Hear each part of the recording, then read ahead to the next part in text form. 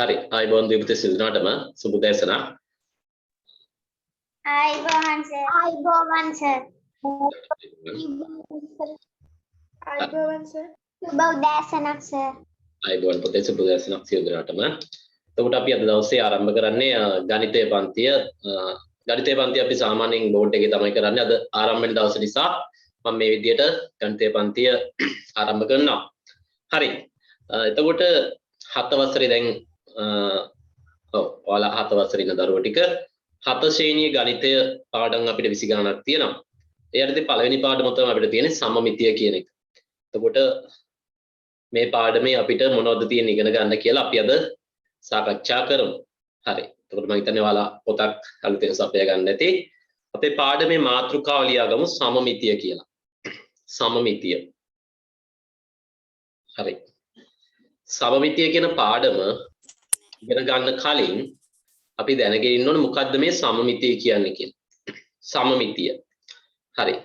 ඔයාලා දැන් අහලා තියෙන වචනයක් වෙන්න පුළුවන්. තවත් ඉගෙනගෙන තියෙන වචනයක් වෙන්න පුළුවන් සමමිතිය කියන එක. ඔව් මොකද්ද උතේ සමමිතිය කියන්නේ? සම කියන්නේ මොකද්ද? සම කියන්නේ සමාන කියන එක. සම කියන්නේ සමාන කියන එක. මිතියක් කියලා කියන්නේ මිනුමක්. සමමිතිය කියන්නේ එහෙනම් සමාන මිනුමක්. සමාන මිනුමකට අපි කියනවා සමමිතියක් කියලා. සමාන මිනුමකට අපි ගණිතයේදී කියනවා සමමිතිය කියලා.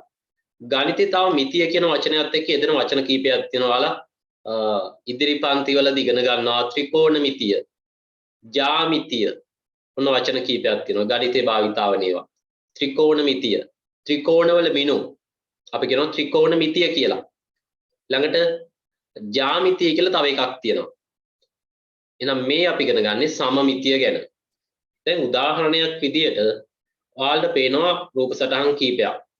දැන් මේ සමමිතිය කියන්නේ මොකක්ද ඇත්තටම? සමමිතිය කියන්නේ මොකක්ද? මෙන්න මේ රූප සටහන් ටික දිහා බලන්න. මේ රූප සටහන් වල අපිට පේනවා සමහර ඒවා එක ඉරක් ඇඳලා තියෙනවා, සමහර ඒවා ඉරි කීපයක් ඇඳලා තියෙනවා. හරි මැදි. ඒතකොට මේ මොකද්ද වෙලා තියෙන්නේ?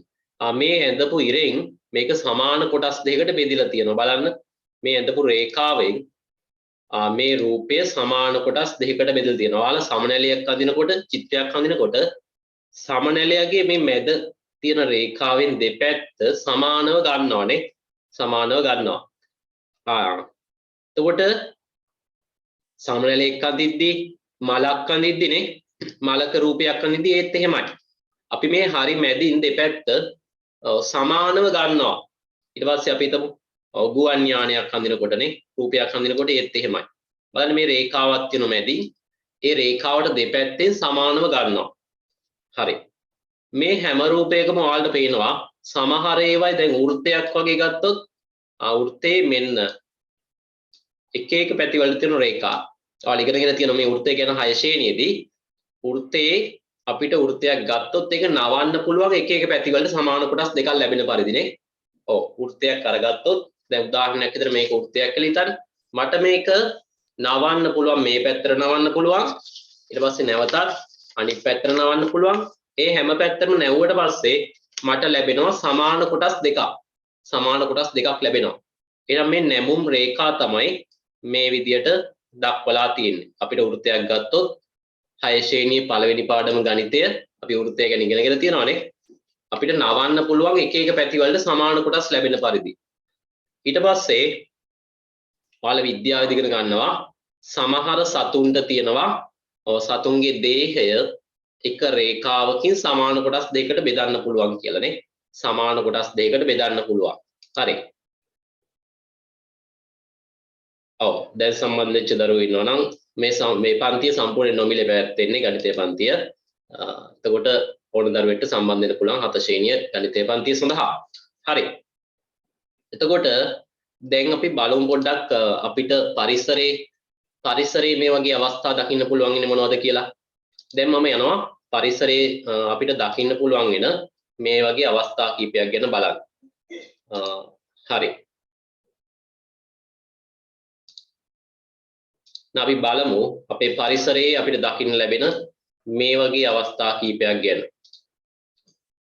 ඔන්න මම මේ අන්තර්ජාලය හරහා බැලුවොත් අපිට පේනවා මේ පරිසරයේ තියෙන ඔන්න මේ විදිහට බලන්න මේ තියෙන්නේ පරිසරය අපිට දකින්න ලැබෙන මේ වගේ අවස්ථා කිහිපයක්.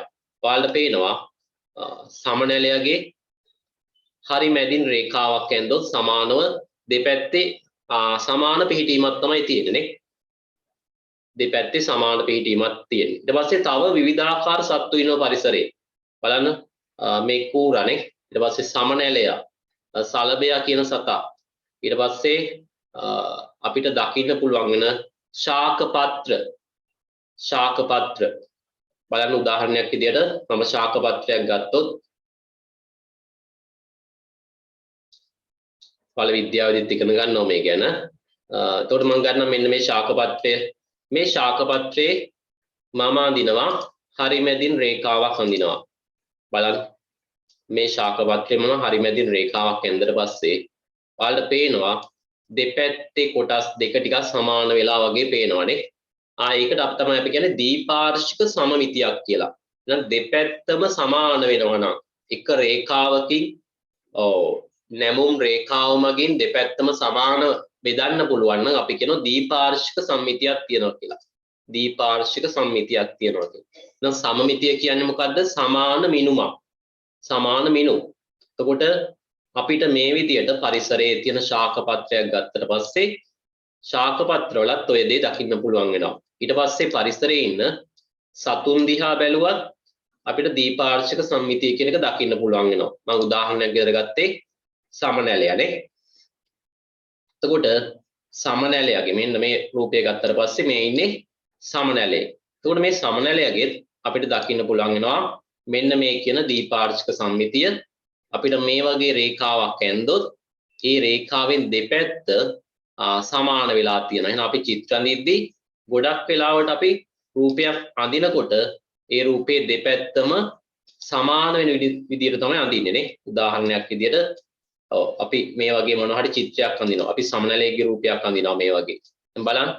ඒ අඳිද්දී ඔයාලා අඳින්නේ දෙපැත්තම සමාන වෙන විදිහට නේ. මැදින් රේඛාවක් ඇන්දොත් දෙපැත්තම සමාන වෙන විදිහට තමයි අපි අඳින්නේ. ඒකට හේතුව තමයි චිත්‍රයක ලස්සන එන්නේ.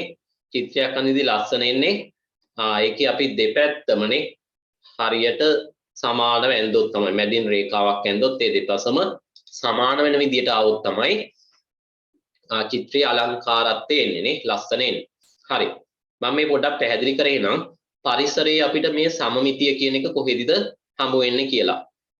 මම මේ උදාහරණ විදිහට පෙන්නනවා. ඔයාලා චිත්‍ර අඳිනවනේ. ඒ චිත්‍ර අඳිද්දී ඔයාලා මේ විවිධ පින්තූර අඳිනකොට රූප අඳිනකොට ඒ රූපේ දෙපැත්තම සමාන වෙන විදිහට තමයි අඳින්නේ. මම පරිසරයෙන් අපිට ඕන තරම් උදාහරණ ගන්න පුළුවන්.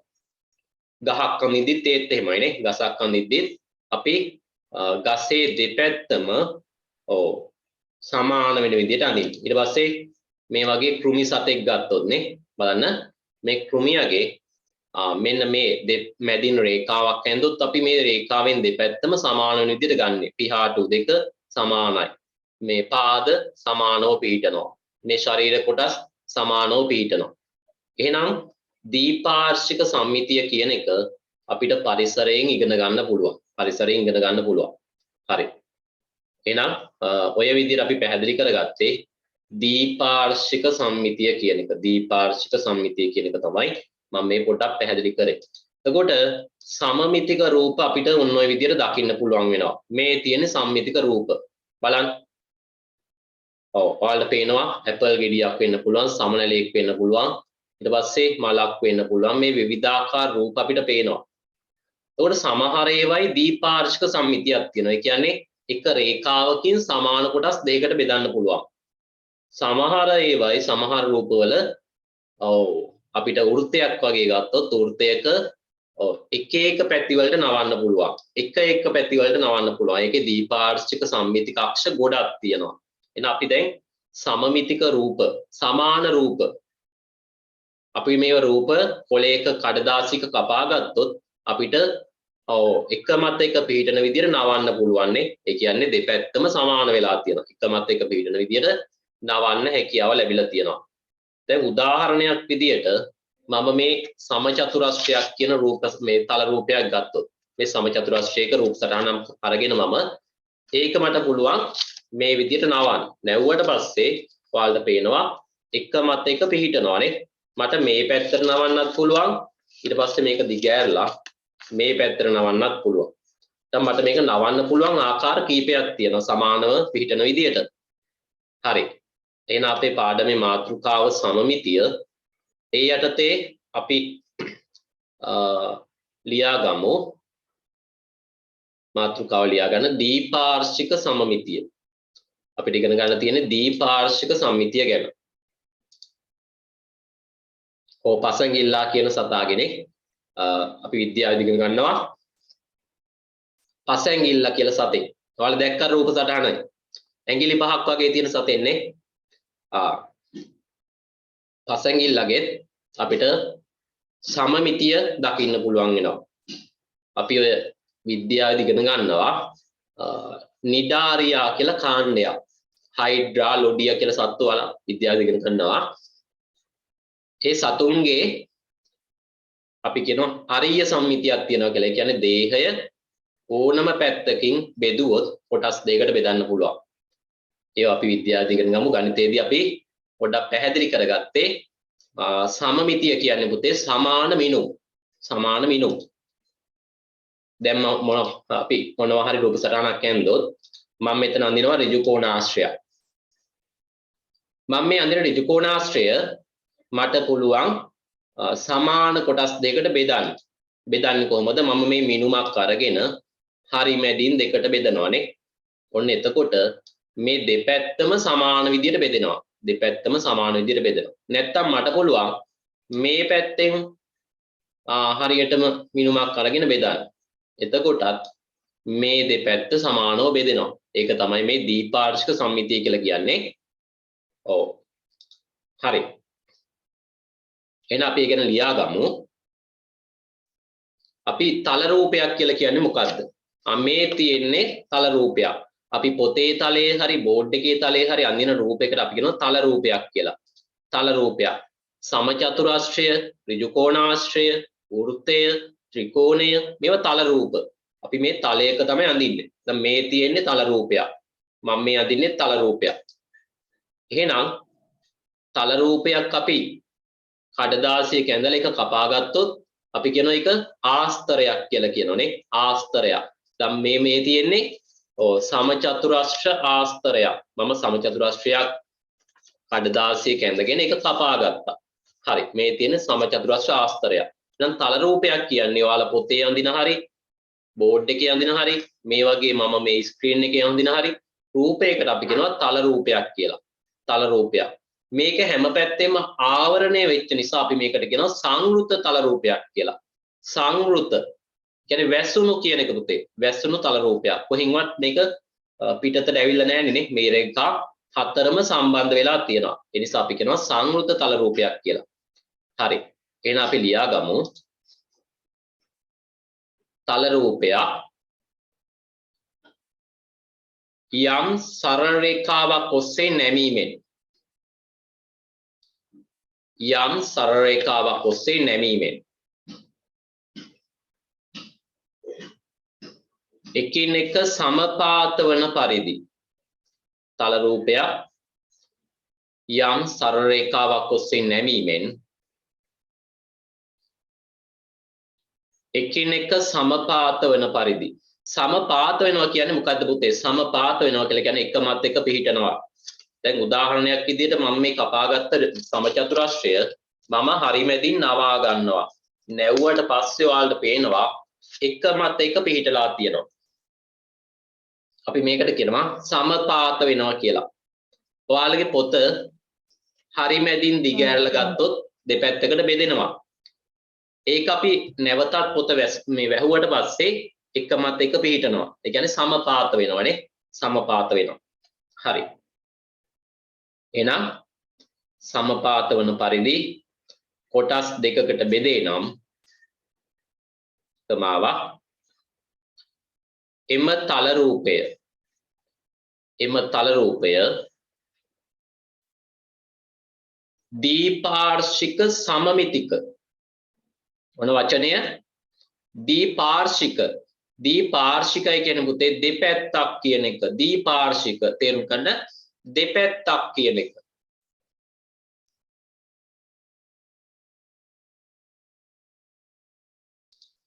දීපාර්ශික කියන වචනේ තේරුම තමයි දෙපැත්තක් කියන එක. දෙපැත්තක් සමමිතික කියන්නේ පුතේ සමාන මිනුම්. දෙපැත්තෙම සමාන මිනුම් තියනවා කියන එකට අපි ගණිතෙදි කියනවා දීපාර්ශික සමමිතික තල රූපයක් ලෙස හඳුන්වනු ලැබේ. දීපාර්ශික සමමිතික තල රූපයක් ලෙස හඳුන්වනු ලැබේ. දැන් උදාහරණයක් විදිහට ඔයාලගේ පරිසරයේ තියෙන දේවල් ගැන බැලුවොත් අපිට ඔය වගේ අවස්ථා ගොඩක් දකින්න පුළුවන් වෙනවනේ දීපාර්ශික සම්මිතිය පෙන්වන අවස්ථා. උදාහරණයක් විදිහට ඔයාලර මේ වෙසක් කූඩුවක් වගේ අලවද්දිනේ අපි අර රූප කපල අලවනවනේ. ඒකට අපි කපද්දී රූපයක් මේ විදිහට කඩදාසියක් නමලා අපි මැදින් කපාගෙන ගිහිල්ලා දානකද ධර්ම චක්‍රයක් හරි මොනවා රූපයක් අපි ඇඳගනිද්දී අපි බලනවා දෙපැත්තම සමාන වෙන්නනේ. ඔව් දෙපැත්තම සමාන මිනුම් නැත්නම් ඒක කැතයි රූපයනේ. අපි වෘත්තයක් අඳිද්දී අපි වෙනස් සමනලයක් අඳිද්දී මොනවා රූප සටහනක් අඳිද්දී අපි මැදින් තියෙන රේඛාව ඔස්සේ දෙපැත්තෙම සමාන විදිහට තමයි අඳින්නේ. සමනලයක එක පැත්තක් පියාට ලොකු වෙලා අනිත් පැත්ත කුඩා වුණොත් ඔන්න කැතයි. එහෙම පරිසරයේ සමනලු දකින්න ලැබෙන්නේ නැහැ නේ. එහෙනම් ඒ විදිහට තමයි අපි රූපයක් ඇඳත් දීපාර්ශික සමමිතිය කියන එක තියෙන විදිහට තමයි රූපය අඳින්නේ. හරි. එහෙනම් ඊළඟට ලියා ගන්න එම නැමුම් රේඛාව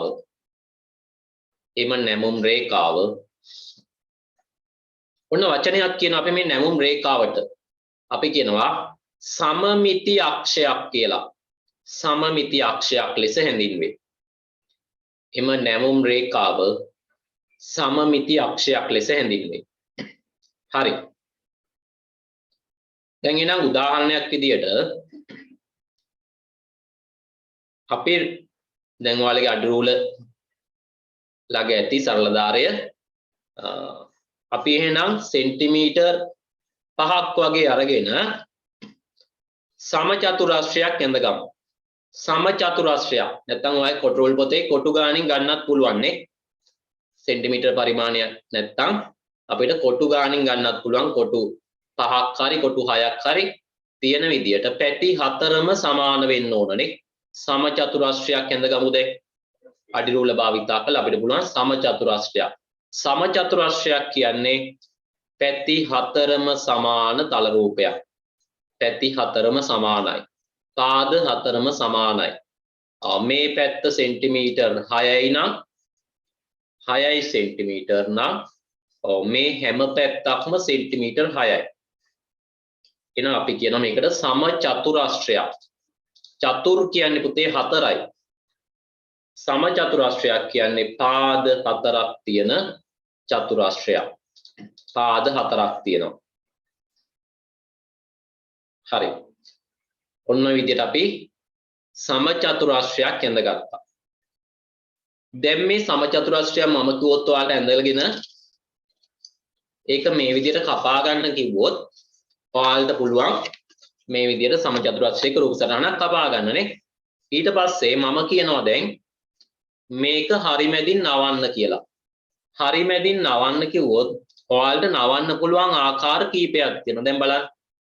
සමචතුරස්‍රයේ නවන්න පුළුවන් ආකාර මොනවද? හරි සමාන කොටස් දෙකක් එන විදියට. බලන්න. සමාන කොටස් දෙකක් එන විදියට සමචතුරස්‍රය මට නවන්න පුළුවන් මෙන්න මේ අක්ෂය ඔස්සේ. මේ පැත්තට නවන්න පුළුවන්. එතකොට සමාන කොටස් දෙකක් එන්නේ මෙන්න මේ පැත්ත සමානයි මේ පැත්තටනේ. ඔය දෙපැත්ත සමාන වෙනවා. ඊට පස්සේ තව දරුවෙට පුළුවන් ඔය සමචතුරස්‍රයම මෙන්න මේ පැත්තට නවන්න. මේ පැත්තට නවන්නත් පුළුවන් නේ. මේ පැත්තට නවන්නත් පුළුවන්. එතකොට මේ පැත්තට නැවුවත් සමාන කොටස් දෙකක් එනවා. හරි. ඊළඟට තව දරුවෙක් කියනවා සර් ඔය පැත්තට විතරක් නෙවෙයි අපිට තව පැත්තකට නවන්න පුළුවන් සමමිතික අක්ෂ දෙකක් එන විදියට. නැත්තම් එකිනෙක සමපාත වෙන විදියට. ඒ කොහොමද? මෙන්න මේ රේඛාව ඔස්සේ නවන්නත් පුළුවන් නේ. ඔව්. මොන රේඛාව ඔස්සේද? මෙන්න මේ පැත්තෙන්, ඔන්න ඔය පැත්තෙන් මෙන්න මේ පැත්තට මෙන්න මෙහෙම නවාගෙන යන්න පුළුවන්. ඒ පැත්තට නැවුවත් මේ කොටසයි සමාන වෙනවා. හරි. එතකොට තව දරුවෙක් කියනවා තව පැත්තක් තියනවා කියලා. ඒ මොන පැත්තද? මෙන්න මේ පැත්තේ අපිට නවා ගන්න පුළුවන්. එහෙනම් ඔයාලට පේනවා මම මේක හරි මැදින් යන විදිහට අඳින්නම්. සමමිතික අක්ෂ කියලා අපි මේවට කියනවා පුතේ. අන්න බලන්න සමචතුරස්‍රයක් ගත්තට පස්සේ ඔයාලට පේනවා සමචතුරස්‍රයේ අපිට සමමිති අක්ෂ ගොඩක් තියෙනවා. කීයක් තියෙනවද? 1යි 2යි 3යි 4ක් තියෙනවා. ඒ කියන්නේ අපිට නවන්න පුළුවන් ආකාර 4ක් තියෙනවා. නවන්න පුළුවන් ආකාර කියන්නේ මොනවද? සමාන වෙන විදියට, එකිනෙක සමාන වෙන විදියට, එකිනෙක සමපාත වෙන විදියට එක මත එක පිහිටන්නත් ඕන කොටස් දෙක. එහෙම නවන්න පුළුවන් ආකාර 4ක් තියෙනවා සමචතුරස්‍රයේ. එහෙනම් දැන් සමමිති අක්ෂය කියන එක ඔයාලට මම හිතන්නේ පැහැදිලි ඇති. මම මේ උදාහරණයක් විදිහට ගත්තේ මේ සමචතුරස්‍රය ගත්තට පස්සේ අපිට මෙහෙම නවන්න පුළුවන්. මෙන්න එක පැත්තක් එකිනෙක සමානව පිහිටනවා. ඒකට අපි කියනවා සමපාත වෙනවා කියලා. ඊට පස්සේ අපිට නවන්න පුළුවන් මේ පැත්තට නවන්නත් පුළුවන්. මම දිගෑරලා තව පැත්තකට නැවුවා. ඊට පස්සේ මේකේ විකර්ණය කියලා කියන්නේ පුතේ. විකර්ණය කියන්නේ මෙන්න මේ රේඛාව. මේකට අපි කියනවා සමචතුරස්‍රයේ විකර්ණයක් කියලා. මේ පැත්තටත් විකර්ණයක් තියෙනවා. මේ පැත්තටත් විකර්ණයක් තියෙනවා. ඒ විකර්ණය ඔස්සේත් නවන්න පුළුවන්. එතකොටත් මට ලැබෙනවා සමාන කොටස් දෙකක්. මෙන්න එක විදියක්. මෙන්න සමාන වෙලා සමපාත වෙලා මෙන්න මම තව පැත්තකට නවනවා. මෙන්න සමපාත වෙලා. එහෙනම් ආකාර 4කට සමචතුරස්‍රයක් අරගෙන නවන්න පුළුවන්. ඔයාලා පාඩමෙන් පස්සේ සමචතුරස්‍රයක් කපාගෙන බලන්න මේ කියන කතාව ඇත්තද කියලා. සමචතුරස්‍රයක් අරගෙන නවල බලන්න සමාන කොටස් දෙකක් වෙන විදිහට නවන්න පුළුවන් ආකාර කීයක් තියෙද කියලා. ඔයාලට පැහැදිලි වෙනවා ආකාර 4ක් තියෙනවා. කොහොමද නවන්න පුළුවන් ආකාර 4? ඔව්. මෙහෙම නවන්න පුළුවන්. ආයෙත් ඒක දිගෑරලා අනිත් පැත්තට නවන්න පුළුවන්. ඊට පස්සේ මේ විකර්ණය ඔස්සේ නවන්න පුළුවන් ආකාර දෙකක් තියෙනවා. හරි. ඔය විදිහට ආකාර 4කට නවන්න පුළුවන්. හරි. එතකොට අපි මෙන්න මේ නවන්න පුළුවන් රේඛාවට කියන පුතේ මේ නැමුම් රේඛාවට කියනවා මේ ඇඳපු රේඛාවට කියනවා සමමිති අක්ෂයක් කියලා. එහෙනම් මේ රේඛාවට තමයි අපි කියන්නේ සමමිති අක්ෂයක් කියලා. මේක අපි හඳුන්වන්නේ සමමිති අක්ෂයක්. දැන් මේකේ මම රේඛා 4ක් ඇඳලා තියෙනවා මේ විදිහේ. එහෙනම් සමචතුරස්‍රයේ සමමිති අක්ෂ 4ක් තියෙනවා. එක එක තල රූපේ සමමිති අක්ෂ ගාන වෙනස්. හරි. එහෙනම් ඔයාලා දැන් සමචතුරස්‍රයක් ඇඳගෙන මේක නවන්න පුළුවන් ආකාර ටික ඇඳගමු. මේ විදියට නවන්න පුළුවන් ආකාර 4ක් තියෙනවා. ඒ ආකාර 4 අපි ඇඳගමු.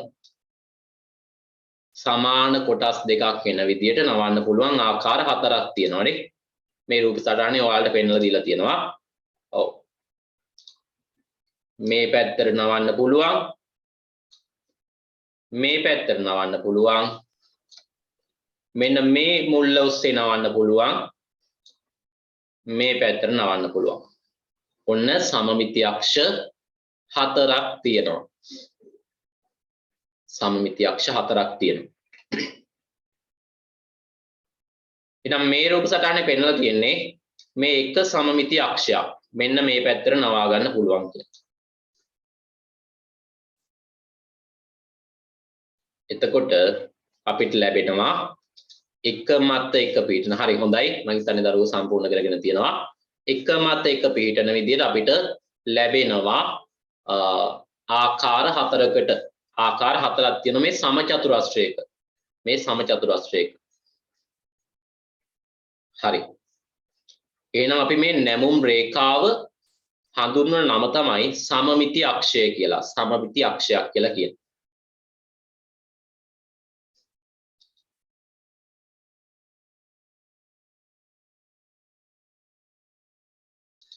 හරි. සමමිති අක්ෂයක් කියලා හඳුන්වනවා. එහෙනම් මේක හරියට තේරුම් ගන්න අපිට ගණන් හදන්න තියෙනවා මේකෙන්. පාඩමේ අභ්‍යාස තියෙනවා සම්මිති අක්ෂ නම් කරන්න. ඒව ගැන අපිට ඊළඟට අවබෝධ කරගන්න පුළුවන්.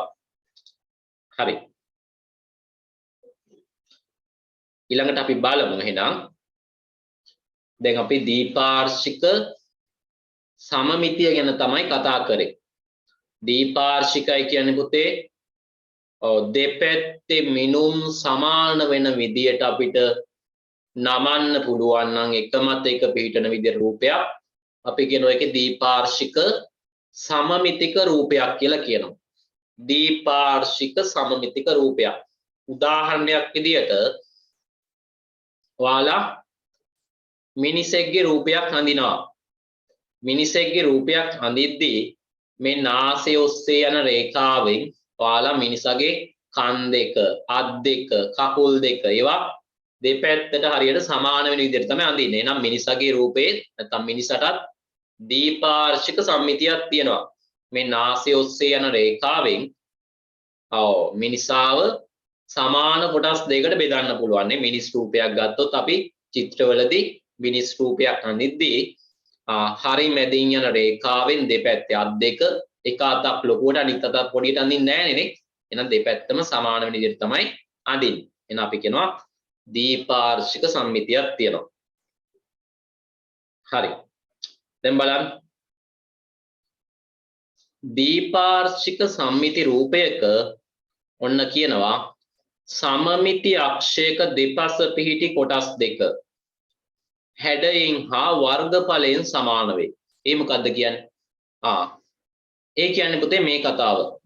දීපාර්ශික සම්මිතියක් තියෙන රූපයක සමමිති අක්ෂයෙන් දෙපස පිහිටන කොටස් දෙක.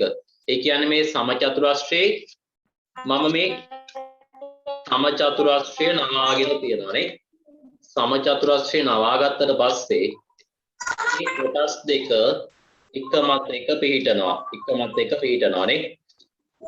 එතකොට එකමත් එක පිහිටද්දී අපි කියනවා දීපාර්ශික සම්මිතියක් තියෙනවා. දීපාර්ශික සම්මිතියක් තියෙනවා කියලා අපි කියනවා. එතකොට හරි මයික් එක ඔෆ් කරලා තියාගන්න පුතේ අනිත් අයට බාධාවක් වෙනව නැත්තම් මම ඔයාලට ප්‍රශ්න අහන්න වගේ දේවල් වලට තමයි අවස්ථාව දීලා තියෙන්නේ. එතකොට අනිත් වෙලාවට මියුට් කරලා තියාගන්න. හරි. එතකොට මේ දීපාර්ශික සම්මිතියක් තියෙන රූපය මේ සමචතුරස්‍රයනේ. මම සමචතුරස්‍රය මෙන්න නැවුව කොටස් දෙකකට. නැවුවට පස්සේ මේ කොටස් දෙක එකමත් එක පිහිටනවා. එහෙනම් හැඩයෙන් සමානයි. හැඩයෙන් සමානයි නේ. හැඩයෙන් සමාන නැත්නම් මේක එකමත් එක පිහිටන්නේ නැහැ. එහෙනම් එක කොටසක් ලොකු වෙලා අනිත් කොටස කුඩා වෙන්න ඕන. හැබැයි එහෙම වෙලා නැහැ. මෙන්න මේ සමචතුරස්‍රය නැවුවට පස්සේ ඔයාලට පේනවා එකමත් එක පිහිටලා තියෙනවා. එහෙනම් අපි කියනවා හැඩයෙන් සමානයි. හැඩයෙන් සමානයි. කොටස් දෙකම හැඩයෙන් සමානයි. හැඩයෙන් සමාන වුණාට වැඩක් නෑ. තව දෙයක් වෙන්න ඕන. ඒ තමයි වර්ගඵලයෙන්ුත් සමාන වෙන්න ඕන. වර්ගඵලය කියන්නේ මොකක්ද?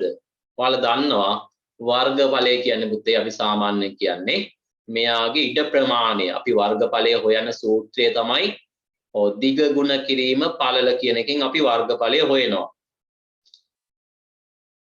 එතකොට දිග ගුණ කිරීම පළල කියලා කියන්නේ මොකද්ද පුතේ? දැන් උදාහරණයක් විදිහට අපි මේ අඳපු සමචතුරස්‍රය අපි හිතමු පාදයක දිග සෙන්ටිමීටර් 4යි.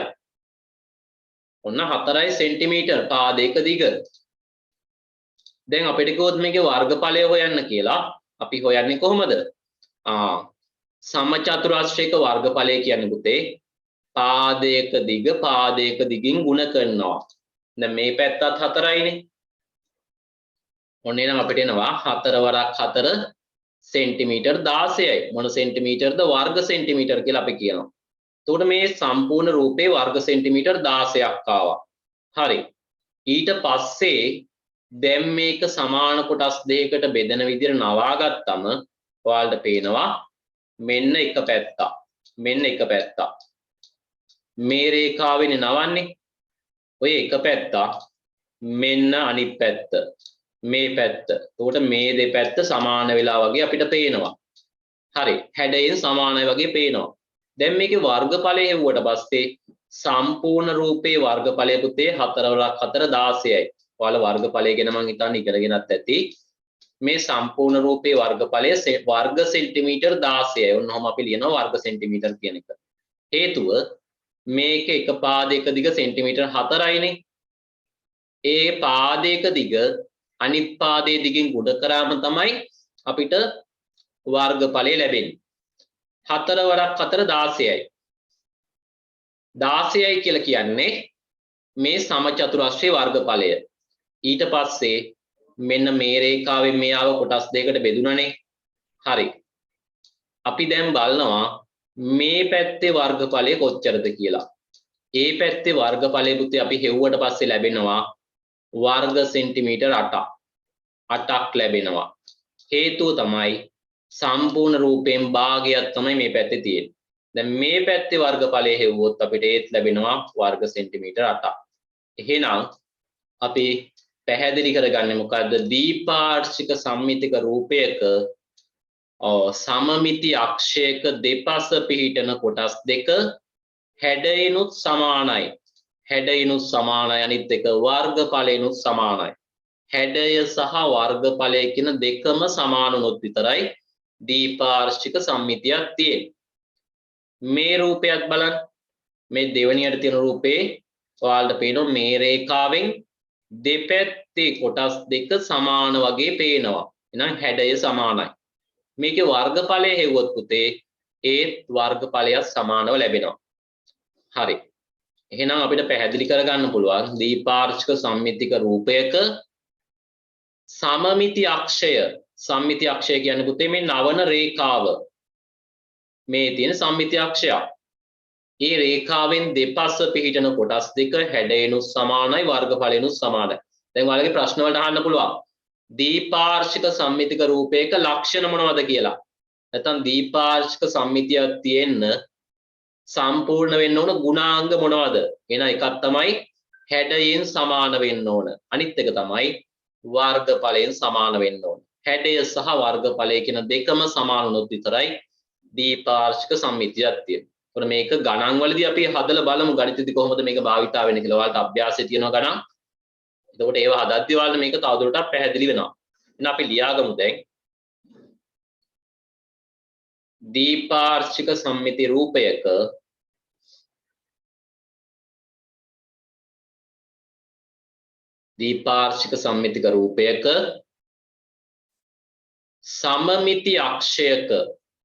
සමමිති අක්ෂයක් කියන්නේ පුතේ අපි නැමුම් රේඛාව ඔස්සේ අඳින අක්ෂය.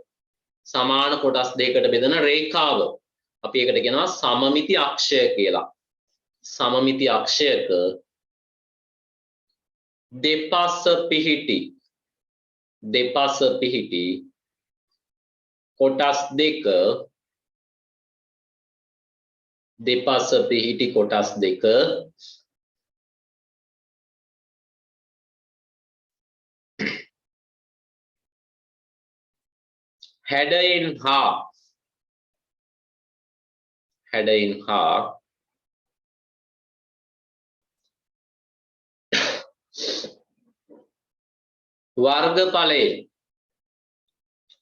හැඩයෙන් හා වර්ගඵලයෙන් එක හා සමාන වේ.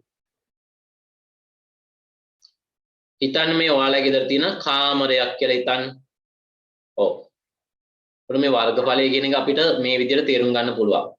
මේ තියෙන ඔයාලගේ ගෙදර තියෙන කාමරයක රූප සටහනක්. එතකොට මේ කාමරේ අපිට ටයිල් අල්ලන්න ඕන. එතකොට මේ කාමරේ ටයිල් අල්ලන්න ඕන වෙනකොට අපි බලනවා ටයිල් කැට කොච්චර ඕන වෙනවද කියලා නේ. එතකොට අපි මේක මනිනවා. කාමරේ දිගයි පළලයි මැනලා තමයි අපි ඒක තේරුම් ගන්න කොච්චර ප්‍රමාණයක් ඕනද කියලා. හරි. දැන් මේ විදිහට අපි කාමරේ ටයිල් ඇල්ලුවා කියලා හිතන්න. ඊට පස්සේ අපි කාමරය කොටස් දෙකකට බෙදනවා. බෙදන්නේ මෙන්න මේ වගේ හරිමැදින් කොටස් දෙකකට බෙදනවා. දැන් අපි ඊළඟට බලනවා මෙන්න මේ A කොටස සහ B කොටස කියලා අපි එක නම් කරනවා.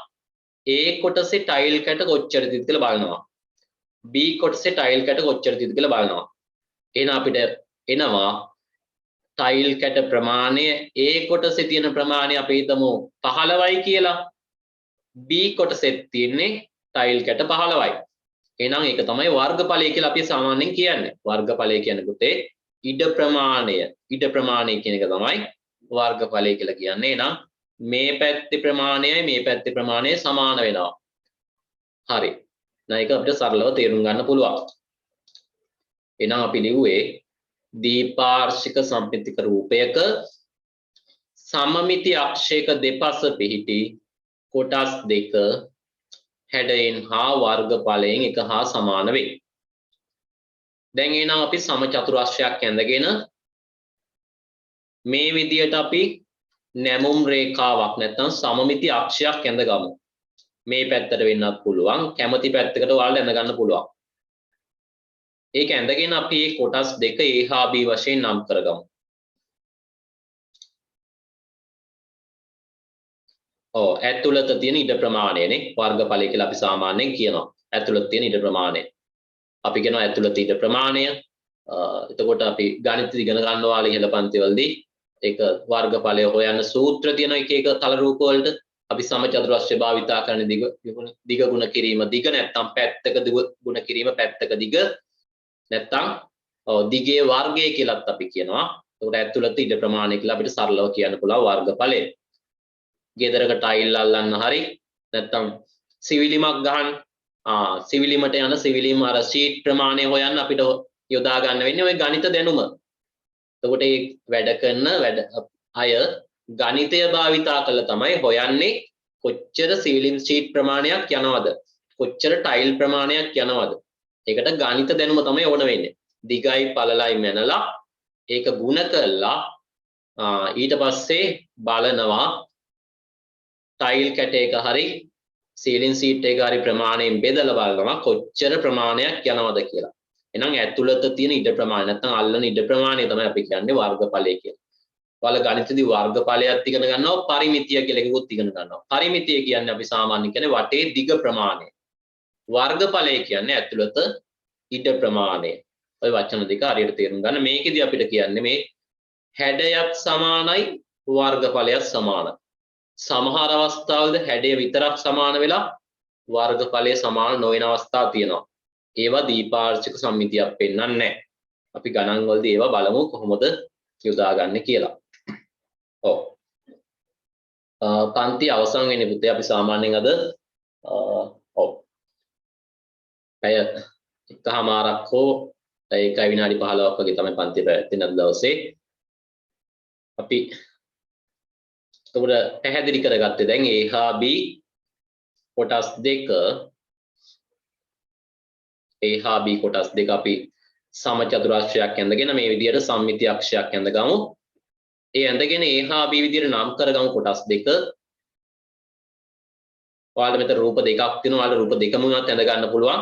එතකොට මේ දෙවෙනි රූපය අඳිද්දී මේ දුරවල් සමාන වෙන විදිහට ගන්න ඕන. නැත්තම් දීපාර්ශ්වික සම්මිතියක් පෙන්වන්නේ නැහැ. සමචතුරස්‍රයක් අඳිද්දිත් අපි පාද හතර සමානව ගන්න ඕන. සෙන්ටිමීටර් 6යි නම් එක පැත්තකට ගත්තේ පාද හතරම සෙන්ටිමීටර් 6යි. කොටු 6යි නම් ගත්තේ පැති හතරම කොටු 6යි.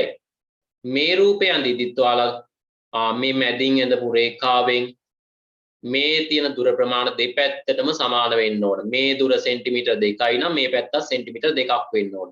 එහෙම නැති වුණොත් ඒක දීපාර්ශ්වික සම්මිතියක් නෙවෙයි. මේ හැමතැනම මේ පැත්තට තියෙන දුර මේ පැත්තට සමාන වෙන්න ඕන. මේ දුර මෙහෙට සමාන වෙන්න ඕන. මේ දුර මෙහෙට සමාන වෙන්න ඕන. මේ චිත්‍ර අඳින දරුවෝ නම් මේක දන්නවා. හරි පුතේ ගොඩක් හොඳයි. මම දැන් සම්පූර්ණ කරන් තියෙනවා අපේ දරුවෝ ටික. එතකොට චිත්‍ර කරන දරුවෝ දන්නවා මේකනේ. රූපයක් අඳිද්දි මිනිස් රූපයක් වෙන්න පුළුවන්. මොනවාරි දෙයක් බලා ඇඳීමේදී අපි හරියටම මේ මැද තියෙන රේඛාවෙන් දෙපැත්ත මිනිස් රූපයක නම් මැද තියෙන රේඛාව කියන්නේ මේ නාසය හරහා යන රේඛාවෙන් දෙපැත්ත කන් දෙක මූණ ඊට පස්සේ අත් දෙක කකුල් දෙක ওই පිහිටන ශරීරය අපි අඳින්නේ දෙපැත්තම සමාන වෙන විදිහට. නැත්තම් එහෙම නැති වුණොත් ටිකක් විකෘති රූපයක් බවට පත් වෙනවා නේ. නම් මේ ගණිතයේදී ඔය දේම අපි යොදා ගන්නවා. ගණිතයේ තියෙන තල රූපවලදී අපි දීපාර්ශ්වික සම්මිතිය ගැන කතා කරන්නේ. හරි. එහෙනම් අපි මේ යටතේ පොඩි සටහනක් ලියා ගමු පුතේ. මෙහෙම ලියා ගන්න. ඉහත තල රූපවල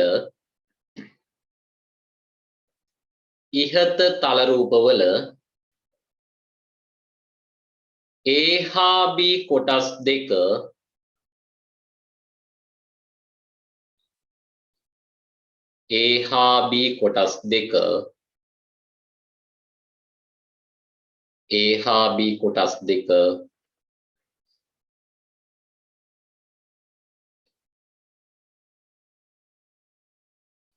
හැඩයෙන් සහ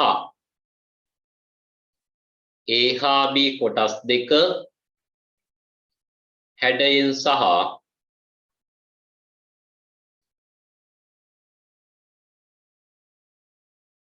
වර්ගඵලයෙන්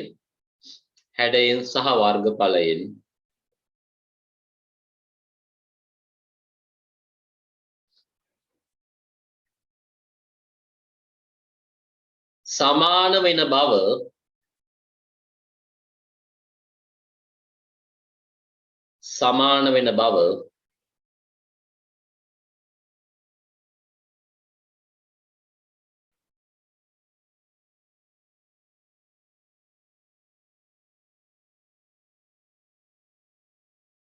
පැහැදිලි කරගත හැකිය. පැහැදිලි කරගත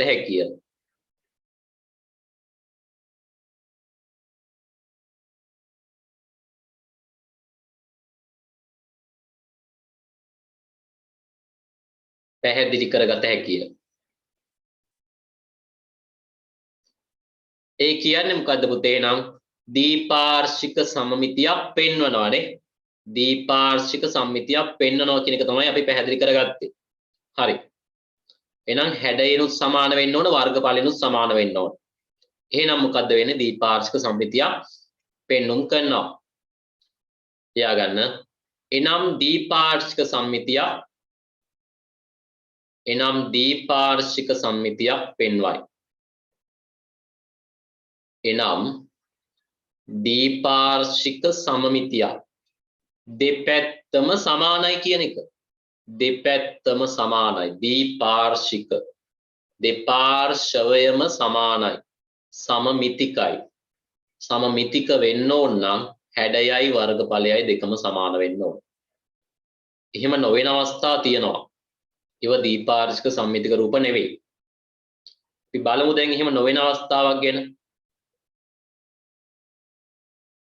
එනම් දීපාර්ශ්වික සම්මිතියක් පෙන්වයි. දැන් මම ඔයාලට පෙන්වන ඊළඟ රූපය බලන්න කලින් රූපයත් එක්ක වෙනස් වෙන්නේ කොහොමද කියලා. බලන්න ඍජු කෝණාශ්‍රයක් අපි කපා ගන්නවා මේ විදියට. ඍජු කෝණාශ්‍රයක්. මේ තියෙන ඍජු කෝණාශ්‍රයක්. ඍජු කෝණාශ්‍රය කියන්නේ පුතේ අපි දන්නවා ඒ තල රූපය ගැන. ඔව් හොඳයි. මම හිතන්නේ අපේ දරුවොත් කපලා ළඟ තියාගෙන ඉන්නවා. එතකොට ඍජු කෝණාශ්‍රයක් කියන්නේ පුතේ දිග පාද දෙක දිගින් සමානයි. පළල පාද දෙක දිගින් සමානයි. පාද හතරම දිගින් සමාන නැහැ. ඒ සමචතුරාශ්‍රයක තමයි එහෙම වෙන්නේ. ඍජු කෝණාශ්‍රයක දිග පැති දෙක දිගින් සමානයි. ඒ කියන්නේ මේ පැත්ත සෙන්ටිමීටර් 8යි කියලා ගත්තොත් මේ පැත්තත් සෙන්ටිමීටර් 8යි. එතකොට පළල පාද දෙක මේ පැත්ත සෙන්ටිමීටර් 4යි කියලා ගත්තොත් මේ පැත්තත් සෙන්ටිමීටර් 4යි. එහෙනම් අපි කියනවා මේකට ඍජු කෝණාශ්‍රයක්. ඍජු කෝණාශ්‍රයක් තමයි මේ තියෙන්නේ. හරි. චිත්‍රක මේ ක්ලාස් කරනවද කියලා අහලා තියෙනවා. නෑ පුතේ මම චිත්‍ර ක්ලාස් නම් කරන්නේ නෑ. හරි. මම ඔයාලට සරලව පැහැදිලි කරේ චිත්‍රවලදී වෙන දේ. හරි. එතකොට අපි දැන් පැහැදිලි කරගන්න යන්නේ ඍජු කෝණාශ්‍රයක ඔය කතාව පොඩ්ඩක් වෙනස්. දැන් මම ඍජු කෝණාශ්‍රයක් අරගෙන මම බලනවා නවන්න පුළුවන් ආකාර මොනවද කියලා සමාන කොටස් දෙකක් එන විදියට බලන්න. මෙන්න මේ පැත්තට නවන්න පුළුවන්. මේ පැත්තට නවනවා කියලා කියන්නේ මම පෙන්වන රූපේ අපිට මොන රේඛාව ඔස්සේද නවන්න පුළුවන් වෙන්නේ? මෙන්න මේ රේඛාව ඔස්සේ නවන්න පුළුවන්. බලන්න. මෙන්න මේ රේඛාව ඔස්සේ නවන්න පුළුවන් සමාන කොටස් දෙකක් එන විදියටනේ. හරි. ඔන්න මේ විදිහට නවනවා මම. මෙන්න මේ විදිහට නැවුවට පස්සේ සමාන කොටස් දෙකක් එනවා. මේ ඍජු කෝණාශ්‍රයක් තියෙනවා. ඊට පස්සේ තව දරුවෙක් කියන්න පුළුවන් සර් ඔය පැත්තට විතරක් නෙවෙයි මෙන්න මේ පැත්තටත් නවන්න පුළුවන් නේද කියලා. මොන පැත්තටද? මෙන්න පළල පැත්තට මේ පැත්තට නවන්න පුළුවන් නේ. ඔයාලා පාඩමෙන් පස්සේ දැන් පාඩම කරන වෙලාවෙත් මම හිතන්නේ සමහර දරුවෝ මේක කරලා බලනවා. ගොඩක් හොඳයි. පාඩමෙන් පස්සේ ඔයාලට අවස්ථාවක් තියෙනවා අනිත් දරුවෝ ටික බලන්න ඍජු කෝණාශ්‍රයක් කපලා අරගෙන පළල පැත්තට නවන්න පුළුවන් එකමත් එක පිහිටනවා. මෙන්න මම අවස්ථා දෙකක් පෙන්නුවා. එකක් තමයි දිග පැත්තට නවනවා. මෙහෙම නැවුවා. දිග පැත්තට නැවුවට පස්සේ සමාන කොටස් දෙකක් එන විදිහට නවා ගන්න පුළුවන්. ඊට පස්සේ පළල පැත්තට නවනවා. මෙහෙම නැවුවම සමාන කොටස් දෙකක් එනවා. ඔන්න ආකාර දෙකක් තියෙනවා. දැන් තව දරුවෙක් උත්සාහ කරලා බලන්න පුළුවන් සමචතුරස්‍රය අපි ආකාර හතරකට නැවුවනේ. ඍජු කෝණාශ්‍රයේ බැරිද අපිට විකර්ණය ඔස්සේ නවන්න? විකර්ණය කියන්නේ පුතේ මෙන්න මේ රේඛාව ඔස්සේ. දැන් බලමු අපි එහෙම නවන්න පුළුවන්ද කියලා සමාන කොටස් දෙකක් එන විදිහට. හරි. ඔයාලගේ පිළිතුර මොකක්ද? එහෙම නවන්න පුළුවන්ද පුතේ බැරිද? ඍජු කෝණාශ්‍රයක් නවන්න පුළුවන්. හැබැයි සමාන කොටස් දෙකක් එනවද? නෑ.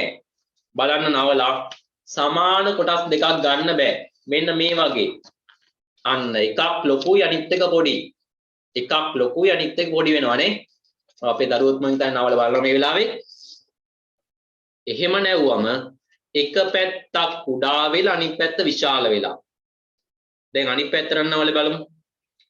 මේ පැත්තට නවල බැලුවත් ඒ වැඩේම තමයි වෙන්නේ. ඒ පැත්තට නැවුවත් එක පැත්තක් විශාලයි අනිත් පැත්ත කුඩායි. ඒ කියන්නේ එකමත් එක පිහිටන්නේ නැහැ. එහෙනම් ඒක සමමිති අක්ෂයක් නෙවෙයි. එහෙනම් පුතේ එකමත් එක පිහිටන්නේ නැත්නම් ඔයාලට පේනවා එකමත් එක පිහිටන්නේ නැහැ එහෙම නැවුවම. එහෙනම් සමාන විදියට නවන්න පුළුවන් වෙන්නේ සමමිති අක්ෂ දෙකක් ලැබෙන විදියට නවන්න පුළුවන් වෙන්නේ සම්මිති දීපාර්ශ්වික සම්මිතියක් ලැබෙන විදියට නවන්න පුළුවන් වෙන්නේ ආකාර දෙකයි. එකක් දිග පැත්තට අනිත් එක පළල පැත්තට. විකර්ණය ඔස්සේ නවන්න ගියාට වැඩක් නැහැ. එකමත් එක පිහිටන්නේ නැහැ. එක කෑල්ලක් ලොකු වෙනවා එක කොටසක් ලොකුයි අනිත් එක කුඩායි. ඒ කියන්නේ සමපාත වෙන්නේ එක මත එක පිහිටන්නේ. එහෙනම් ඒකට අපි කියන්නේ දීපාර්ශ්වික සම්මිතික අක්ෂයක් නොවේ. දීපාර්ශ්වික සමමිති අක්ෂයක් නොවන නිසා තමයි එක මත එක පිහිටන්නේ නැත්තේ.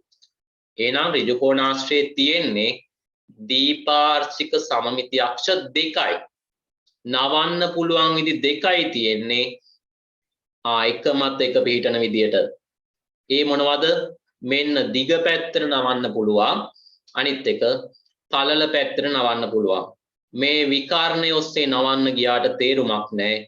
එක මත එක පිහිටන්නේ බලන්න.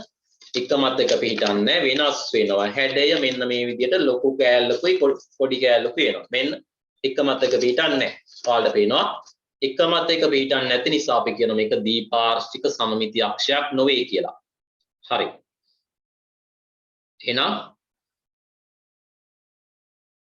අන්න මෙලෙස තල රූපයක් යම් රේඛාවක් ඔස්සේ නැමීමේදී ලැබෙන කොටස් දෙක හැඩයෙන් හා වර්ගඵලයෙන් සමාන වන නමුත් එම කොටස් දෙක සමපාත නොවේ නම් අන්න කතාවක් එනවා. සමපාත නැත්තම් දැන් ඔයාලට බැලූ බැල්මට මම දරුවෙක්ගෙන් අහුවොත් මේ කොටස් දෙක බලන්න මේ පේන කොටස් දෙක හැඩයනුත් සමානයි. ඒ වගේම වර්ගඵලිනුත් සමාන වෙලා තියෙනවා. හැඩයනුත් සමානයි වර්ගඵලිනුත් සමානයි.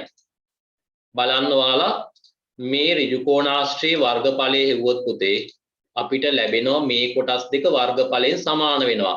ඍජු කෝණාශ්‍රයේ වර්ගඵලය අපි හොයන සූත්‍රය තමයි දිග ගුණ කිරීම පළල කියන එක. දිග ගුණ කිරීම පළල කියන සූත්‍රයෙන් ඍජු කෝණාශ්‍රයේ වර්ගඵලය එනවා. දැන් මේ පැත්ත අපි හිතමු 4 සෙන්ටිමීටර් කියලා. මේ පැත්ත මම ගන්නවා 8 සෙන්ටිමීටර්. දැන් මේක වර්ගඵලය කියන්නේ පුතේ දිග ගුණ කිරීම පළලනේ. 8 වරක් 4 32යි වර්ග සෙන්ටිමීටර් කියලා එනවා. ඊට පස්සේ අපි බලනවා මේ බෙදපු කොටස් දෙකේ වර්ගඵල දෙක කොහොමද කියලා.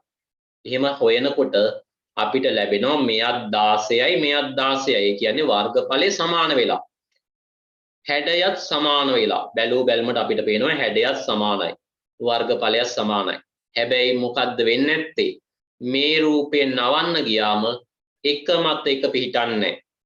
එහෙනම් ඔන්න පැහැදිලි කරගන්න හැඩයයි වර්ගඵලයයි සමාන වුණු පමණින් සමමිති අක්ෂයක් හැදෙන්නේ නැහැ. තව වෙන්න ඕන දෙයක් තියෙනවා. කොටස් දෙක සමපාත වෙන්න ඕන. එකමත් එක පිහිටන්න ඕන. එහෙනම් හැඩයයි වර්ගඵලයයි සමාන වුණාට සමමිති අක්ෂයක් වෙන්නේ නැහැ. අනිවාර්යයෙන් මොකද්ද වෙන්න ඕන? එකිනෙක සමපාත වෙන්න ඕන කොටස් දෙක. එකමත් එක පිහිටන්න ඕන. එහෙනම් ඔය විදිහට අපිට පැහැදිලි කරගන්න පුළුවන් සමපාත වෙන්නේ නැත්නම් ඒක සමමිති අක්ෂයක් නොවේ. සමපාත වෙනවා කියලා කියන්නේ එකමත් එක පිහිටනවා. එහෙනම් අපිට බැලූ බැල්මට කියන්න බෑ රූපය අධ්‍යා බලලා මේක සමමිති අක්ෂයක් කියලා. මේක අපි නිකම්ම බැලුවොත් අපිට හිතෙන්නේ මේක සමමිති අක්ෂයක් කියලා. නමුත් මේ සමමිති අක්ෂයක් නොවේ. හේතුව සමපාත වෙන්නේ කොටස් දෙක. අනිත් රූපයත් එහෙමයි. මේ තියෙන්නේ සමාන්තරාශ්‍රයක් කියන එක. ත්‍රිජුකෝණාශ්‍රය ටිකක් පැත්තට ඇල කරාට පස්සේ වගේ හැදෙන තල රූපයක් නේ. ඊළඟට තියෙන තල රූපය තමයි මේ තියෙන්නේ සමාන්තරාශ්‍රය කියන පුතේ. මේ තල රූපෙත් ඔය වගේම තමයි. බලන්න මෙන්න මේ රේඛාවෙන් නැවුවට පස්සේ අපිට පේන්නේ සමාන කොටස් දෙකක් එනවා වගේ. නමුත් මේ දෙක හැඩයිනුත් සමානයි. වර්ගඵලිනුත් සමානයි. නමුත් මේ රූප සටහන කපලා බලන්න ඔය ඍජුකෝණාශ්‍රය කතාවම තමයි එන්නේ. එකමත් එක පිහිටන්නේ නැවුවට පස්සේ. මේ කොටස් දෙක එකමත් එක පිහිටන්නේ නැති නිසා මේක සමමිති අක්ෂයක් නොවේ. මේකේ සමමිති අක්ෂයක් නොවේ. එහෙනම් ඍජුකෝණාශ්‍රයක සමමිති අක්ෂ තියෙන පුතේ දෙකයි මේ පැත්තටයි මෙන්න මේ පැත්තටයි විතරයි සමමිති අක්ෂ තියෙන්නේ. එහෙනම් මේ අක්ෂය කහ පාටින් ඇඳපු එක සමමිති අක්ෂයක් නොවේ. හේතුව සමපාත වෙන්නේ නැති නිසා. දැන් ඔයාලා ගානකදී ඇහුවොත් මේ වගේ රූපයක් දීලා මෙය සමමිති අක්ෂයක්ද කියලා අහනවා. දැන් ඔයාලා කියන්න ඕන නැත. ඔව්. හේතුව අහනවා ඔයාලගේ මෙය සමමිති අක්ෂයක් නොවීමට හේතුව. හේතුව කියන්නේ මොකද්ද? කොටස් දෙක සමපාත නොවන බැවිනි. උත්තරේ සරලයිනේ. කොටස් දෙක සමපාත නොවන නිසා මේ රූපය දීලා ඇහුවොත් මේ සමමිති අක්ෂයක්ද කියලා නොවේ. හේතුව කොටස් දෙක සමපාත නොවන නිසා. මේ රූප සටහන් කපලා බලන්න. මේ කඩදාසියක් අරගෙන මේ රූප සටහන් කපලා නවල බලන්න මේ කියන කතාව ඇත්තද කියලා. මේ පැත්තට නැවුවම් කොටස් දෙක එකමත් එක පිහිටන්නේ නැද්ද කියලා ඇත්තටම බලන්න. මෙහෙමනම් පිහිටනවා කියලා අපි දන්නව කොහොමද? මේ පැත්තට නම් පිහිටනවා. නමුත් මෙන්න මේ විකර්ණයේ ඔස්සේ නැවුවට සමපාත වෙන්නේ නැහැ. එහෙනම් එක සමමිති අක්ෂයක් නොවේ. සමමිති අක්ෂයක් නොවේ නේ. හරි. එහෙනම් අපි ලියාගමු. අපි ලියාගෙන රූප සටහන ඇඳගමු. ඔයාලා රූප සටහන ඇඳගත්තා නම් දැන් ගැටලුවක් නැහැ. අපි ලියාගමු. නැත්තම් අනිත් දරුවෝ ලියාගෙන රූප සටහන ඇඳගමු. ලියාගන්න. මෙලෙස තල රූපයක් මෙලෙස තල රූපයක්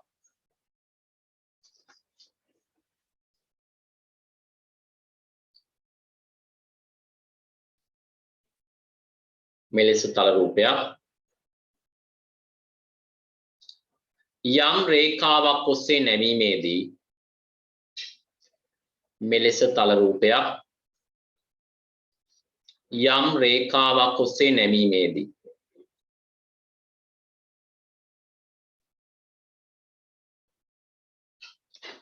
ලැබෙන කොටස් දෙක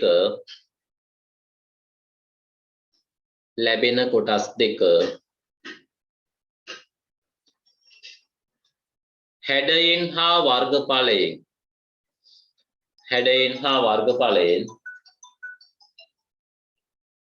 හා වර්ගඵලයෙන් සමාන වන නමුත්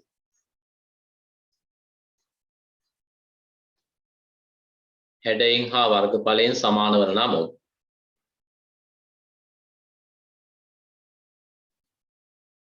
එම කොටස්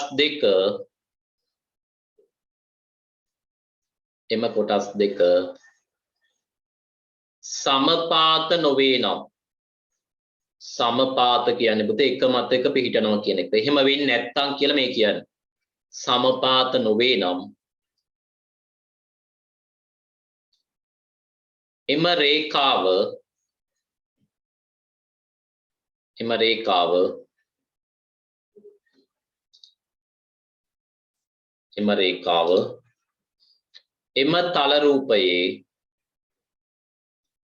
එම තල රූපයේ සමමිති අක්ෂයක් නොවේ. එම තල රූපයේ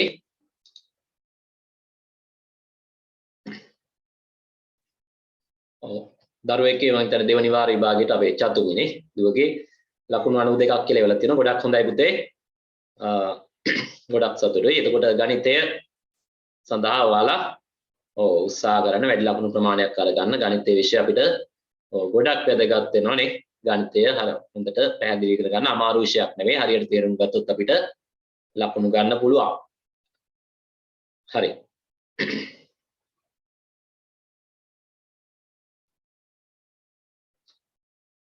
ඔව්. එතකොට මේ කඩේරි වලින් ලකුණු කරනවා කියන එක මම පැහැදිලි කරනම් පුතේ. ඔයාලට තාම මම එතෙන්ට ආවේ නැහැ. සමමිති අක්ෂ අඳිද්දි කඩේරි වලින් අඳින්න ඕන කියන එක මම පැහැදිලි කරන්න. ඒක ගණන් වලදී මම එනවා. තාම අපි මේ රූප සටහන් අවබෝධ කරගන්නවා විතරයි. ඊට පස්සේ අපි අඳිද්දි ඒක කඩේරි වලින් අඳින එක ගැන මම පැහැදිලි කරන්නම්. එතකොට ඒක අපි ගණන් වලදී සාමාන්‍යයෙන් කඩේරි යොදාගෙන තමයි සමමිති අක්ෂය අඳින්නේ. එතෙන්ට අපි තාම ආවේ නැහැ. එතෙන්දී මම පැහැදිලි කරන්නම් කඩේරි යොදාගෙන අපි ඒක අඳිමු. ඒ වෙලාවට. හරි. චමෝත් පුතාගෙන ලකුණු 98යි කියලා ඉවල තියෙනවා. ගොඩක් හොඳයි. උකට ගණිතයනේ ගණිත විෂය සඳහා ලකුණු 90 එහා ගන්නව නම් ඔයාලා ගොඩක් හොඳයි. 75ට 80ට එහා ගන්න පුළුවන් නම් වටිනවා ගණිත විෂය සඳහා. එතකොට අමාරු දේවල් නෙවෙයි. හරියට තේරුම් ගන්න ආස කරන විෂයක් ගණිතය කියන්නේ. පාඩම් කරන්න දේවල් නැහැ. හරියට තේරුම් ගන්න තියෙන්නේ ගණන් හදන්න. එහෙනම් අපි රූපසටහන් දෙක ඇඳගමු. ඇඳගෙන අපි සම්මිති අක්ෂ දෙක සම්මිති අක්ෂයක් නෙවෙයි ඇත්තටම මේ රේඛා දෙක ඇඳගමු. රේඛා දෙක ඇඳගෙන අපි පැහැදිලි කරගමු මේ රූප සටහන් දෙකේ මේ තියෙන සමමිති අක්ෂ නොවේ. මේ තියෙන රේඛා සමමිති අක්ෂ නොවේ. මේව සමමිති අක්ෂ නොවේ හේතුව මේ රූපේ අපි කඩදාසියකින් කපලා මේ රේඛාව ඔස්සේ නමල බැලුවොත් එක මතක පිටින්නේ නැහැ. ඒ කියන්නේ සමමිති අක්ෂයක් නොවේ.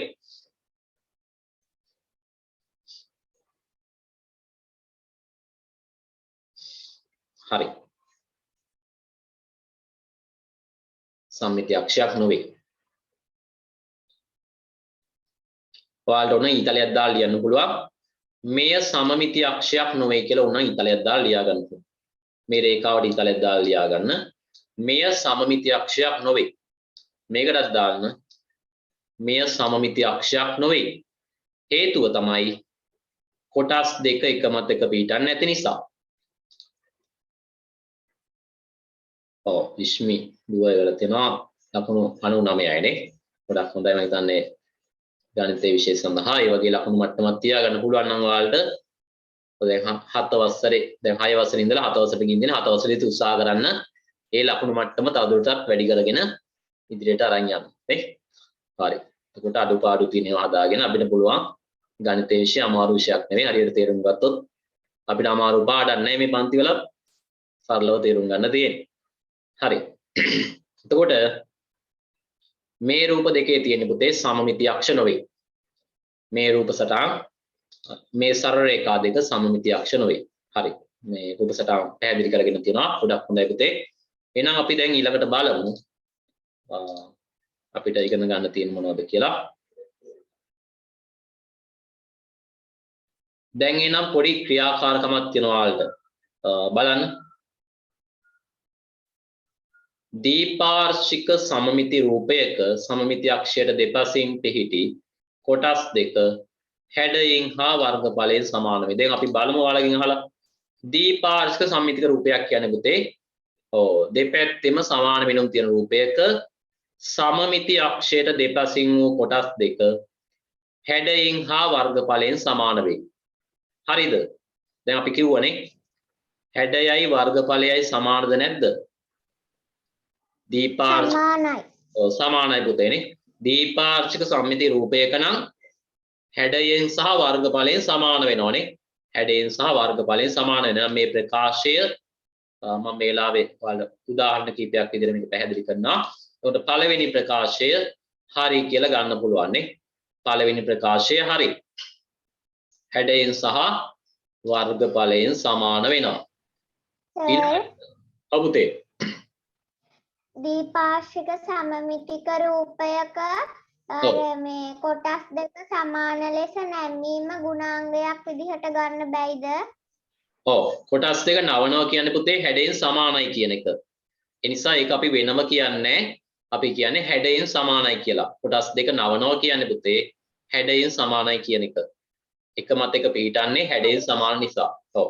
ඒක අපි ගුණාංගයක් විදිහට ගන්නේ හැඩය සහ වර්ගඵලය. සහ අනිත් එක තමයි සමපාත වීම. ওই ගුණාංග තුන තමයි සම්පූර්ණ වෙන්න ඕනේ. හැඩය, වර්ගඵලය සහ සමපාත වීම. හරි. එතකොට මේ ප්‍රකාශය හරි. දෙවෙනි එක බලමු. දීපාර්ශික සමමිතික රූපයකට සමමිතික අක්ෂ එකකට වඩා වැඩියෙන් තිබෙන අවස්ථා ඇත. දැන් බලන්න මම දැන් කිව්ව සමචතුරස්‍රයකට කීයක් තියද? සමචතුරස්‍රයකට දීපාර්ශික සමමිති අක්ෂ 4ක් තියෙනවා. ඒ කියන්නේ නවන්න පුළුවන් ආකාර 4ක් තියෙනවා සමාන කොටස් දෙකක් වෙන විදිහටනේ. සමචතුරස්‍රයක් මේ පැත්තට නවන්න පුළුවන්. ඔව් ඊට පස්සේ අපිට මෙහෙට නවන්න පුළුවන්. ඔව් මේ අක්ෂය ඔස්සේ. ඊට පස්සේ අපිට මේ පැත්තට නවන්න පුළුවන්. ආකාර 3යි. ඊට පස්සේ අපිට මෙහෙට නවන්න පුළුවන් ආකාර 4ක් තියෙනවානේ.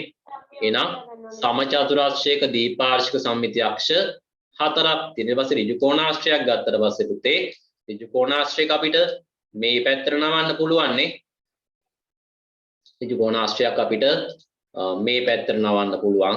සමාන කොටස් දෙකක් වෙන විදිහට සමපාත වෙන විදිහට මේ පැත්තට නවන්න පුළුවන්.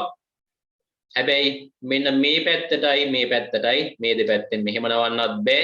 නැවුවට වැඩක් නැහැ. එක මත එක පිටන්නේ. මේ පැත්තට නැවුවට වැඩක් නැහැ. එක මත එක පිටන්නේ නැහැ.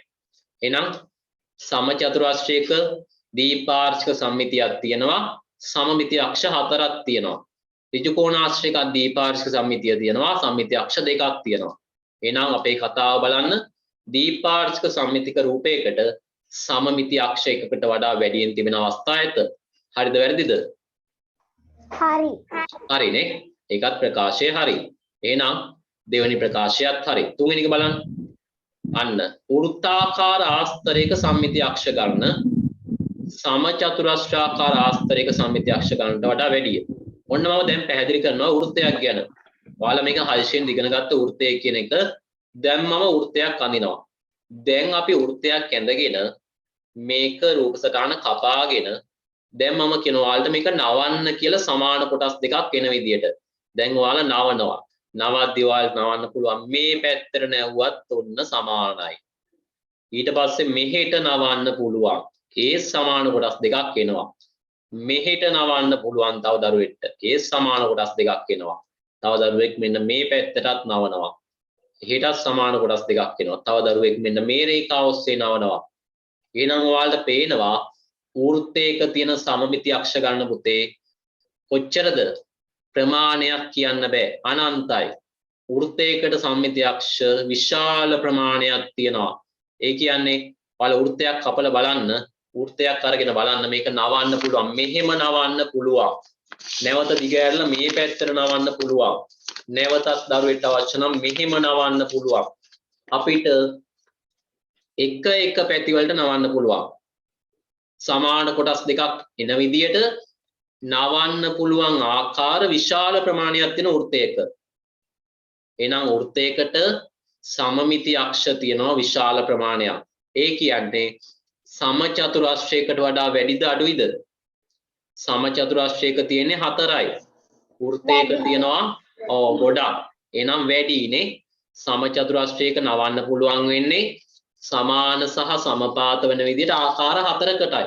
හැබැයි වෘත්තයක් නවන්න පුළුවන් එකමත් එක පිටන විදිහට ආකාර විශාල ප්‍රමාණයකට. ඔයාලා නවලයි නැමුම් රේඛා යා කළ බලන්න.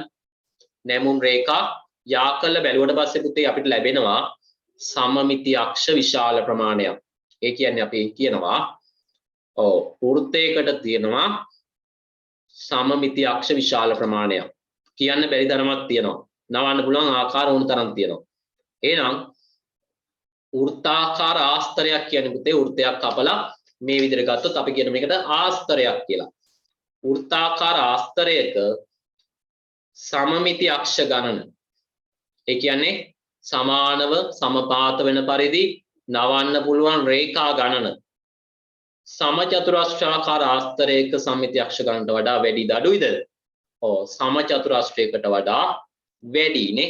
සමචතුරස්‍රයක 4යි තියෙන්නේ වෘත්තයක විශාල ප්‍රමාණයක් තියෙනවා. එහෙනම් මේ ප්‍රකාශය හරි. හරි. ඔව් මේ ප්‍රකාශයත් හරි පුතේ. ඊට පස්සේ අපි බලමු හතරවෙනි එක. දීපාර්ශික සම්මිතික රූපයකට තිබිය හැකි උපරිම සමමිති අක්ෂ ගණන 1යි කියලා කියනවා. දැන් මේක බලන්න. දීපාර්ශික සමමිති රූපයකට තියෙන්න පුළුවන් උපරිම සමමිති අක්ෂ ගණන 1යිලු. මේ කතාව හරිද වැරදිද? සමචතුරස්‍රයක 4ක් තියෙනවා නම් ඔව් සමචතුරස්‍රයක 4ක් තියෙනවා නම් ඍජු කෝණාශ්‍රයක 2ක් තියෙනවා නම් වෘත්තයක විශාල ප්‍රමාණයක් තියෙනවා නම් මේ කතාව වැරදිනේ නේ. උපරිම ගාන 1යි කියලා කියනවා. ඒක වැරදි. උපරිම ගාන එකට වඩා තියෙන්න පුළුවන්. හැබැයි අඩුම ගාන කීයද? අඩුම ගාන කිව්වනම් හරි. අඩුම ගාන දීපාර්ශික සමමිති රූපයකට තියෙන්න පුළුවන් අවම සමමිති අක්ෂ ගණන 1යි කිව්වනම් හරි. බලන්න ඒ කොහොමද හරි වෙන්නේ ඒක? ඔයාලා ත්‍රිකෝණයක් ඇඳලා බලන්න. අපි මේ ත්‍රිකෝණයට කියන පුතේ සමපාද ත්‍රිකෝණය කියලා. සමපාදයි කියන්නේ පුතේ බලන්න පාද තුනම සමාන වෙන ත්‍රිකෝණයක්. පාද තුනම සමාන වෙන ත්‍රිකෝණයක්. ඊට පස්සේ තව ත්‍රිකෝණයක් තියෙනවා සමද්විපාද ත්‍රිකෝණය කියලා. පාද දෙකක් පමණ සමාන වෙන ත්‍රිකෝණයක්. දැන් බලන්න මේ ත්‍රිකෝණයක සමද්විපාද ත්‍රිකෝණයක් ගත්තට පස්සේ මේකට තියෙන්නේ සම්මිති අක්ෂ 1යි. මේ ත්‍රිකෝණය නවන්න පුළුවන් මෙන්න මේ රේඛාවෙන් විතරයි සමාන කොටස් දෙකක් එන විදියට. මේ ත්‍රිකෝණය පාද දෙකක් පමණ සමාන ත්‍රිකෝණයක් ඇඳලා බලන්න. මෙන්න මේ රේඛාව ඔස්සේ නවන්න පුළුවන්. හැබැයි ඒ රේඛාවෙන් විතරයි සමාන කොටස් දෙකක් එන විදියට නවන්න පුළුවන්. මෙහෙම නැවුවට සමාන කොටස් දෙකක් එන්නේ නැහැ. මෙහෙම නැවුවත් එන්නේ නැහැ. මෙහෙම නැවුවත් එන්නේ නැහැ. එහෙනම් එන්නේ එකම ආකාරයයි. මෙන්න මේ රේඛාවෙන් නවන්න ඕන. නැවුවම සමමිති අක්ෂයක් ලැබෙනවා. එහෙනම් අවම සම්මිති අක්ෂ ගණන 1යි. දීපාර්ශික සම්මිතියක් තියෙන රූපයක අඩුවෙන්ම තියෙන්න පුළුවන් සම්මිති අක්ෂ ගණන 1යි. එකක් හරි තියෙන්න ඕන. හැබැයි උපරිම ගාන එකට වඩා වැඩි. උපරිම ගාන කියන්නේ තියෙන්න පුළුවන් වැඩිම ගාන. සමචතුරාශ්‍රයක 4ක් තියෙනවා, ඍජු කෝණාශ්‍රයක 2ක් තියෙනවා, වෘත්තයක විශාල ප්‍රමාණයක් තියෙනවා. දීපා මේ සමද්විපාද ත්‍රිකෝණයක 1යි තියෙන්නේ. එහෙනම් මේ ප්‍රකාශය වැරදි. මේ ප්‍රකාශය වැරදි. ඔව් පුතේ. මේ මොන පන්තියක්ද සර් කියන්නේ මම දැන ජොයින් උනේ. ඔව් දැන් සම්බන්ධ වෙච්ච දරුවෙක් ඉන්නවනේ. අපි 7 ශ්‍රේණිය ගණිතය පන්ති තමයි පැවැත්වෙන්නේ පුතේ. එතකොට අපි දැන් මේ පාඩමේ අවසාන හරිය තමයි යන් පාඩමේ කියන්නේ අද පන්ති අවසාන හරිය තමයි පැවැත්වෙන්නේ. දැනට සම්බන්ධ වෙලා ඉන්න 7 ශ්‍රේණිය නම් ගැටලුවක් නැහැ. හරි. එතකොට මේ ප්‍රකාශය වැරදි වෙන්න ඕන. උපරිම කියන එක වෙන්නේ නැහැ මෙතන. උපරිම නෙමෙයි පුතේ. උපරිම කිව්වොත් මේ ප්‍රකාශය වැරදි. උපරිම ගාන එක නෙවෙයි. ඒකට වඩා වැඩියෙන් තියෙනවා. ඊළඟට බලන්න සමමිති අක්ෂ දෙකක් ඇති සම්මිතික රූපයක්. උදාහරණයක් විදිහට ඍජු කෝණාශ්‍රයක් ගැන හිතන්න. ඍජු කෝණාශ්‍රයක තියෙන සම්මිති අක්ෂ දෙකයි. එක් සමමිති අක්ෂයක් ඔස්සේ කපා කොටස් දෙකකට වෙන් කළ විට ලැබෙන එක් කොටස සමමිතික වේ. දැන් මේ කියන කතාව බලන්න. සමමිති අක්ෂ දෙකක් ඇති සම්මිතික රූපයක්. උදාහරණයක් විදියට ඍජු කෝණාශ්‍රයක්. ඍජු කෝණාශ්‍රයක් අරගෙන අපිට කියනවා ඍජු කෝණාශ්‍රය අපි මොකද්ද කරන්නේ? එක් සමමිතික අක්ෂයක් ඔස්සේ අපි හිතමු මෙන්න මේ පැත්තේ අපි කොටස් දෙකකට කපනවා. කොටස් දෙකකට කපනවා. කොටස් දෙකකට වෙන් කළ විට ලැබෙන එක් කොටස සමමිතික වේ. ඒ කතාව හරිද වැරදිද? සමමිතිකයි කියන්නේ පුතේ එක මත එක පිහිටන්න ඕන. වර්ගඵලයෙන් සමාන වෙන්න ඕන. හැඩයෙන් සමාන වෙන්න ඕන. එහෙනම් ඍජු කෝණාශ්‍රයක මේ සමමිති අක්ෂය ඔස්සේ කොටස් දෙකට කැපුවට පස්සේ මේ පැත්තයි සමානයි. හැඩයෙන් සමානයි, වර්ගඵලයෙන් සමානයි. එක මත එක පිහිටනවානේ. ලැබෙන එක් කොටස සමමිතික වේ. එහෙනම් ඒක හරි. සමමිතික අක්ෂ දෙකක් තියෙන රූපයක එක් සමමිතික අක්ෂයක් ඔස්සේ කැපුවට පස්සේ කොටස් දෙකකට වෙන් කරාට පස්සේ ලැබෙන එක් කොටස සමමිතික වෙනවා. එහෙනම් ඔය විදිහට අපිට පැහැදිලි කරගන්න පුළුවන්. මේ ගැටලු ටික අමාරු නෑ, සරලයි. ඔයාලා නැවත උත්සාහ කරලා බලන්න මේ ප්‍රකාශ පාඩමේ ඔයාලා මේක ලියාගෙන පන්තියෙන් පස්සේ මේකට උත්තර තනියම නැවත හිතලා බලන්න මේවා හරිද වැරදිද කියලා. එතකොට අපිට පැහැදිලි කරගන්න පුළුවන් මේ ප්‍රකාශات එක්ක ඔයාලට පාඩම පැහැදිලිව තේරුණාද නැද්ද කියලා. ඊට පස්සේ ඔන්න අපිට තියෙනවා ගැටලුවක් ඊළඟට පහත දැක්වෙන රූප අතරින් දීපාර්ශ්වික සමමිති අක්ෂයක් නිවර්දිව ඇඳ ඇති රූප තෝරන්න. දැන් බලන්න මේ රූප අතරින් අපිට කියනවා දීපාර්ශ්වික සමමිති අක්ෂයක් නිවර්දිව ඇඳ ඇති රූපය කියන්නේ මේ ඇඳපු රේඛාවෙන් කොටස් දෙකකට වෙන් වෙන්න ඕන. ඒ කොටස් දෙක එක හා සමාන වෙන්න ඕන. සමපාත වෙන්න ඕන. සමපාතයි කියන්නේ එක මත එක පිහිටන්න ඕන. ඔව්. පළවෙනි එක බලන්න. පළවෙනි එකේ තියෙනවා මෙන්න මේ ගියක් වගේ රූපයක්. ඔව් මම උදාහරණයක් විදිහට පළවෙනි එක ගැන කියන්නම්. ඔයාලා පාඩමෙන් පස්සේ මේවා කල්පනා කරලා තනියම උත්සාහ කරන්න. මේ රූප ඇත්තටම දීපාර්ශ්වික සම්මිතියක් පෙන්වනවද නැද්ද කියලා. පළවෙනි රූපේ පෙන්වනවා මෙන්න මේ වගේ රූපයක්. බලන්න. මේ රේඛාවෙන් මේ දෙපැත්ත සමාන වෙන විදිහට බෙදලා තියෙනවද නැද්ද? ආසන්න වශයෙන් හිතන්න. ඔව් සමාන වෙලා තියෙනවද නැද්ද නේ?